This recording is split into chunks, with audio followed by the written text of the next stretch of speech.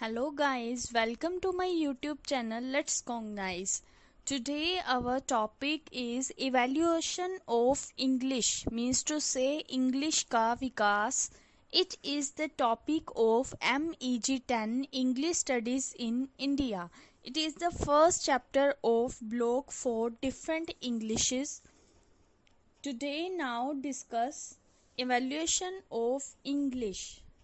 इसमें हमारे पास कुछ टॉपिक्स हैं जैसे ऑब्जेक्टिव, इंट्रोडक्शन और भी कई टॉपिक्स हैं. इस पर हम वीडियो बनाएंगे. अगर आपको कोई भी प्रॉब्लम हो या कोई भी क्वेरी हो तो आप मुझे कमेंट बॉक्स में बता सकते हैं. सो टुडे हम इसका ऑब्जेक्टिव डिस्कस करते हैं. First of all, what is the objective of evolution of English?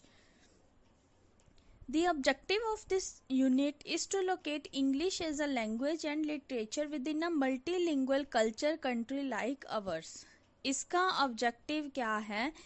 English को लोकेट करना, मतलब इंग्लिश को ढूंढना लैंग्वेज की तरह और लिटरेचर की तरह. जैसे लिटरेचर होता है, मल्टीलिंगुअल कल्चर होता है.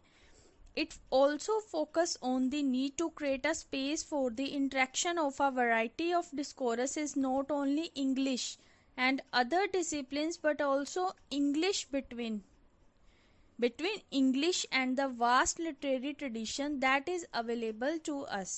इस पर एक तो लोकेशन ऑफ इंग्लिश है इसका मेन ऑब्जेक्टिव, और दूसरा क्या है, किस चीज़ पर फोकस किया गया है कि एक स्पेस क्रिएट करनी है वैरायटी ऑफ डिस्कोर्स की अटेंशन के लिए, इंटरेक्शन के लिए. अकेली इंग्लिश की ही नहीं बल्कि और भी डिसिप्लिन्स की, जिससे क्या है, इंग्लिश और लिटरेरी ट्रेडिशन है जो हमारे लिए ऑलवेज अवेलेबल हो. Additionally the unit traces some of the issues. और क्या है, ये जो यूनिट है इसमें क्या है, काफ़ी इश्यूज हैं जो किसके रिलेटेड हैं, discipline of English language teaching के रिलेटेड हैं, और कुछ issues future of English studies in India के रिलेटेड हैं. सो एवोल्यूशन ऑफ इंग्लिश का मेन ऑब्जेक्टिव है इंग्लिश को लोकेट करना, और इंटरेक्शन है वैरायटी ऑफ डिस्कोर्स की, और इसमें क्या है, लिटरेरी ट्रेडिशंस के बारे में बताया गया है, और एडिशनली क्या है, इंग्लिश लैंग्वेज टीचिंग के बारे में और future of English studies in India के बारे में डिस्कस किया गया है. ये इसके मेन ऑब्जेक्टिव हैं. Now we start its introduction. In multilingual society में क्या है, different language perform function different from one another. मतलब अलग अलग लैंग्वेज है, अपना अपना अलग अलग कार्य करती है, एक दूसरे से डिफरेंट फंक्शंस परफॉर्म करती हैं. इन सच अ स्कैंड्रियो, इस स्कैंड्रियो में क्या है, the domestic language is not same as the language of profession, entertainment, pedagogy और कॉमर्स. जो डोमेस्टिक लैंग्वेज है वो सेम नहीं होती प्रोफेशन, एंटरटेनमेंट, पेडागोजी और कॉमर्स की लैंग्वेज के साथ. It is common that children in two society acquire more than one language. यह कॉमन बात है कि एक जो बच्चा है इस सोसाइटी में क्या है, एक या एक से ज़्यादा लैंग्वेजेस सीखता है. Thus at the beginning of school education की स्टार्टिंग में क्या होता है, an Indian child is already proficient in 2 or 3 languages. जो एक बच्चा होता है वो क्या होता है, प्रोफिशेंट होता है 2 या 3 लैंग्वेजेस सीखने के लिए beginning of the school education में. This means that the learning of English in the school as the first और second language actually indicate that the child is probably learning a third or fourth language. Meaning क्या है इसका, बच्चा है जो English सीखता है स्कूल में वो क्या है, फर्स्ट और सेकंड लैंग्वेज हो सकती है, पर लगता क्या है जैसे बच्चा क्या है, थर्ड और फोर्थ लैंग्वेज सीख रहा है. Moreover in a country like India, इसके अलावा क्या है, इंडिया जैसी कंट्री में एक चाइल्ड है जो क्या है, एक्सपोज हुआ है वैरायटी ऑफ लिटरेरी ट्रेडिशन के साथ. मीन्स टू से काफ़ी सारे जो लिटरेरी ट्रेडिशन है एक इंडिया का बच्चा उससे जुड़ा हुआ है. It should thus be possible to cultivate a meta-linguistic awareness among children through a comparative study of language in their repertoire. उन्होंने क्या कहा है कि ये पॉसिबल होना चाहिए, ये पॉसिबल है कि हम बच्चों के अंदर मेटा लिंग्विस्टिक अवेयरनेस को जागरूक करें कंपैरेटिव स्टडी ऑफ लैंग्वेज के बारे में। सैडली, दुर्भाग्य से क्या है, education in India has not take advantage of the aforementioned rich coexistence of language in a classroom and has given an undue stress on the learning and acquisition of language. इसमें उन्होंने क्या कहा है कि जो एजुकेशन है India ने, उन्होंने इसका लाभ नहीं उठाया। किसका नहीं उठाया? कोएग्जिस्टेंस ऑफ लैंग्वेज का क्लासरूम में। उन्होंने किस पर स्ट्रेस दिया है? इंग्लिश को सीखने में और इंग्लिश पर जोर देने में, लर्निंग एंड एक्वाइजेशन पर। उन्होंने इसका लाभ तो उठाया ही नहीं, बस सारा स्ट्रेस उन्होंने लर्निंग एंड एक्वाइजेशन पर ही दिया है। We could have come a long way toward translating the multilingual and multicultural Indian ethos into a concentrate, concrete classroom transaction if we helped our children to repress and respect each other language and culture. उन्होंने क्या कहा है कि हमें एक लंबा रास्ता तय करना होगा जिसमें क्या है, हम मल्टीलिंगुअल और मल्टीकल्चरल जो इंडियन एथोस है, हम उन्हें क्लासरूम में ट्रांजैक्ट कर सकते हैं ताकि हमारे बच्चों को हेल्प मिल सके। हमारे बच्चे हैं जो वो क्या है, एक लैंग्वेज और एक कल्चर की रिस्पेक्ट कर सके। Whether in terms of geography और क्लाइमेट, अगर हम ज्योग्राफी और क्लाइमेट की बात करें, मोरल वैल्यूज और सोशल एथोस की बात करें, फ्लोरा और फोना की, नेटवर्क ऑफ ह्यूमन रिलेशंस की, जितने भी इंडियन चाइल्ड है वो क्या है, हमेशा एलियन ही रहेंगे ब्रिटिश लिटरेचर के लिए। नॉट ओनली दैट, अकेला यही ही नहीं है कि इंडियन चाइल्ड है वो इससे भी काफ़ी फ्रस्ट्रेट हुए हैं, मतलब काफ़ी अपसेट हुए हैं जब उन्हें रियलाइज हुआ कि इंग्लिश की स्टडी करने के बाद, इतनी ज़्यादा स्टडी करने के बाद, वो successfully day to day transaction भी नहीं कर पा रहे हैं। The future of English in India therefore largely dependent on, जो फ्यूचर है इंग्लिश का इंडिया में, इसीलिए क्या है वो लार्जली किस पर डिपेंड करता है, हम रीलोकेट कर सकते हैं इंग्लिश को मल्टीलिंगुअल कंटेक्स्ट ऑफ इंडिया में, मतलब इंडिया के मल्टीलिंगुअल कंटेक्स्ट में हम इंग्लिश को रीलोकेट कर सकते हैं। Children should have a functional knowledge of the language, बच्चों के पास क्या है, फंक्शनल नॉलेज होनी चाहिए लैंग्वेज के बारे में, और उसके साथ साथ क्या है, लिंग्विस्टिक कॉम्पिटेंस होना चाहिए इंग्लिश को रीड करने के लिए और टेक्स्ट को रीड करने के लिए इंडिपेंडेंटली, मतलब वो इजीली एक लैंग्वेज को समझ सके।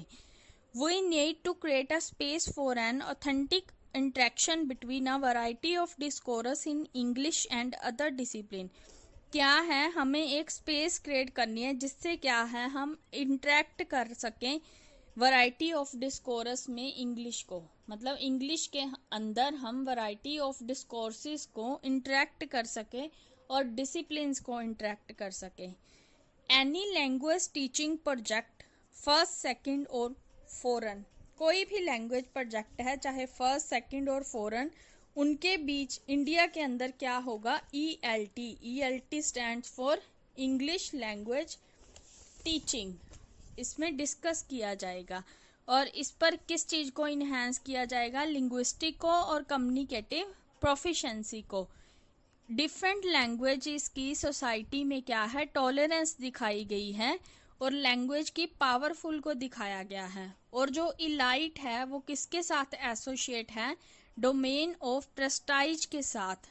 और इसमें उन्होंने क्या कहा है, जो लैंग्वेज ऑफ लर्नर है वो कहाँ सरवाइव कर रहे हैं, मार्जिन्स पर। ये थी हमारी इंट्रोडक्शन के फर्स्ट 2 पैराग्राफ। आई होप आपको अच्छे से समझ आ गए। नेक्स्ट पैराग्राफ है हमारा We have for a long time associated proficiency in English with acquisition of knowledge and solution of our problems. उन्होंने क्या कहा है कि हमारे पास काफ़ी लंबा समय है जिसमें क्या है हम प्रोफिशिएंसी देख सकते हैं इंग्लिश में कि हम क्या है नॉलेज को एक्वाइज कर सकते हैं और प्रॉब्लम्स का सॉल्यूशन निकाल सकते हैं. हमारे पास लंबा समय है इंग्लिश में कुशल बनने के लिए, प्रोफिशिएंट बनने के लिए. It is now becoming increasingly clear that this emphasis on English not only development but also breeds unhealthy negative stereotypes among learners about their own language. उन्होंने क्या कहा है, दिन ब दिन यह बढ़ रही है, यह क्लियर हो रहा है कि हम जो इम्फेसिस कर रहे हैं इंग्लिश पर वो सिर्फ डेवलपमेंट के लिए ही नहीं बल्कि क्या है अनहेल्दी जो नेगेटिव स्टीरियोटाइप्स हैं लर्नर्स के बीच, जो खुद की लैंग्वेज सीखने के बीच जो उनके नेगेटिव स्टीरियोटाइप अकर होते हैं उन पर है. For our a period of 100 years teaching of English in India mean that, उन्होंने क्या कहा है, हजारों सालों से ऊपर हो गया टीचिंग करते हुए इंग्लिश की इंडिया में. इसका मीन क्या है, हम इसको इंटरप्रेट कर रहे हैं और रिस्पेक्ट कर रहे हैं कैनोनाइज्ड इंग्लिश टेक्स्ट की. जैसे उनमें से कुछ पर्टिकुलर टेक्स्ट है जैसे Elizabethan, restoration, Augustan and romantic text involving largely a reproduction of accepted critical opinion. इसमें क्या हुआ है, काफ़ी क्रिटिकल ओपिनियंस को रिप्रोडक्ट किया गया है. Most classroom lecture and examination script are often bad reproduction of easily available कुंजीज. मतलब उन्होंने क्या कहा है, क्लासरूम में हमारे क्या होता है, लेक्चर्स होते हैं, एग्जामिनेशंस होते हैं, उनमें से क्या है अक्सर वो क्या है रिप्रोडक्ट हो सकते हैं इजीली किनके द्वारा, गाइड बुक्स द्वारा उन्हें हम रिप्रोडक्ट कर सकते हैं क्लासरूम में. The ability to note with the discrimination day to day social encounter. इनमें क्या है, एबिलिटी है, जो डिस्क्रिमिनेशन हो रहा है दिन ब दिन उनमें क्या है इनकाउंटर किया गया है किसको, यूज़ ऑफ लैंग्वेज की डिमांड को और एबिलिटी को जिससे हम टेक्स्ट को रीड कर सकते हैं सोशो हिस्टोरिकली कंटेक्स्ट में, जिन्हें क्या है विटनेस किया गया है पैडागोजिकल प्रैक्टिस में. ये था हमारा पैराग्राफ. आई होप आपको ये अच्छे से समझ आ गया. इसमें उन्होंने क्या है इंग्लिश की नॉलेज को बताया गया है, डिस्कस किया है इंग्लिश नॉलेज को एक्वाइज करने की और प्रॉब्लम्स का सल्यूशन निकालने की, और इंग्लिश के डेवलपमेंट के बारे में बात की गई है और इंग्लिश टीचिंग के बारे में, उसकी इंटरप्रिटेशन के बारे में, और पर्टिकुलर टेक्स्ट है जैसे एलिजाबेथन, अगस्टन, रोमांटिक टेक्स्ट है, हम क्लासरूम में इनको रिप्रोडक्ट कर सकते हैं इजीली अवेलेबल जो गाइड बुक्स है, कुंजीज हैं उनके द्वारा, और इसे क्या है विटनेस किया गया है पैडागोजिकल प्रैक्टिस में. नेक्स्ट लास्ट पैराग्राफ है हमारा इंट्रोडक्शन का. However recent development in the field of English language teaching. उन्होंने क्या कहा है, ELT में काफ़ी डेवलपमेंट्स हुई हैं इंग्लिश लैंग्वेज के related and literature teaching have brought in a number of much needed changes. और लिटरेचर की टीचिंग के लिए क्या है काफ़ी चेंजेस करने की ज़रूरत है. While the development of the communicative approach और सजेस्टोलॉजी. किस किस चीज़ की ज़रूरत है, कम्युनिकेटिव अप्रोच और सजेस्टोलॉजी की डेवलपमेंट की, मॉनिटर मॉडल और the total physical response approach की, प्रोसीजरल सिलेबस और टास्क बेस्ड करिकुलम की, has brought the learner at the centre of the language pedagogy. इन सभी चीज़ों की हमें ज़रूरत है ELT में चेंज करने की. The advent of theoretical model. जो एडवांटेज है थियोरेटिकल मॉडल की वो है post colonialism, nativism and diasporic writing. जिन्हें क्या है, जिनकी अटेंशन को शिफ्ट किया गया, जिन्होंने अपनी अटेंशन, अपना ध्यान क्या है शिफ्ट किया कैनोनिकल टेक्स्ट से इंग्लिश लिटरेचर में, मोर किसकी तरफ दिया, indigenous variety of writings in English, मतलब अपना ध्यान उन्होंने इंग्लिश की राइटिंग पर केंद्रित किया। Moreover these approaches and models have question the hegemonic presence of English in the curriculum and subverted its importance by focuses on the nexus of power and knowledge that exist in the learning and teaching of English in India। इस पर क्या है, English की power और knowledge पर Nexis मतलब ध्यान केंद्रित किया गया है, और किस पर इम्पोर्टेंस बताई गई है, इंग्लिश की लर्निंग और टीचिंग पर इंडिया में। They have largely contributed to the process of nativization of English in India। उन्होंने किस चीज़ के लिए contribute किया है, process of nativization of English के लिए, and are no more dependent on the structure of hierarchy that English was meant to create in accordance with the Macaulay model। However, a great mean changes need to be incorporated to fully revamp the existing myth that learning of English is synonymous with prestige and social power। जो learning of English है उसे किसके समान समझा गया है, Prestige और social power के। From here we can take a step toward the process of evaluation of English in India। उन्होंने क्या कहा है, यहाँ से हम इंग्लिश के विकास के लिए अपना कदम उठा सकते हैं इंडिया में इंग्लिश की इवैल्यूएशन के लिए पोस्ट इंडिपेंडेंट एरा में। How did English come to be adopted and adopted by the natives, किस तरह इंग्लिश है जो अडॉप्ट की गई और अडॉप्टेड की गई नेटिव्स के द्वारा। The next section will analysis this aspect. Next section में हम इसके बारे में ही डिस्कस करेंगे। नेक्स्ट टॉपिक होएगा हमारा nativization of English in post colonial India. I hope आपको ये वीडियो अच्छे से समझ आ गई, आपको इसका ऑब्जेक्टिव और इंट्रोडक्शन अच्छे से पता चल गया कि किस तरह इंग्लिश ने प्रॉब्लम फेसेस की, इंग्लिश की लर्निंग और टीचिंग के लिए इंडिया के नेटिव्स को किस तरह की प्रॉब्लम्स को फेसेस करना पड़ा, इनके रिलेटेड जो भी इशू थे, डिसिप्लिन्स थे, इनका इवैल्यूएशन ऑफ इंग्लिश का मेन ऑब्जेक्टिव यही था, इश्यूज को डिस्कस करना जो भी ELT के रिलेटेड थे, इंग्लिश लैंग्वेज टीचिंग के रिलेटेड थे। और इंट्रोडक्शन में उन्होंने हमें सारा बताया है कि किस तरह क्या क्या प्रॉब्लम फेस करनी पड़ी और किस चीज़ को डेवलप करना है, किस चीज़ के लिए कदम उठाने हैं, किस चीज़ के लिए स्टेप्स फॉरवर्ड करने हैं, कैसे डेवलपमेंट करनी है, किस तरह से टीचिंग करनी है, ये सारी चीज़ें उन्होंने हमें इंट्रोडक्शन में बताई हैं। और पोस्ट कॉलोनियलिज्म और लिटरेरी टेक्स्ट के बारे में बताया है, पोस्ट कॉलोनियल एरा के, पोस्ट इंडिपेंडेंट एरा के। ये थी हमारी इंट्रोडक्शन और objective of the evaluation of English. Thank you guys. अगर आपको ये वीडियो अच्छा लगा तो प्लीज़ मेरे चैनल को सब्सक्राइब कर देना ताकि आपको डेली अपडेट मिल सके जो भी वीडियोस मैं अपलोड करती हूँ। तो नेक्स्ट सेक्शन में हम डिस्कस करेंगे nativization of English in post colonial India. Thank you guys, bye bye, have a nice day. मिलते हैं नेक्स्ट वीडियो में, तब तक आप अच्छे से ये रीड कर लेना ऑब्जेक्टिव और इंट्रोडक्शन, ताकि आपको नेक्स्ट टॉपिक्स में कोई भी दिक्कत ना आए।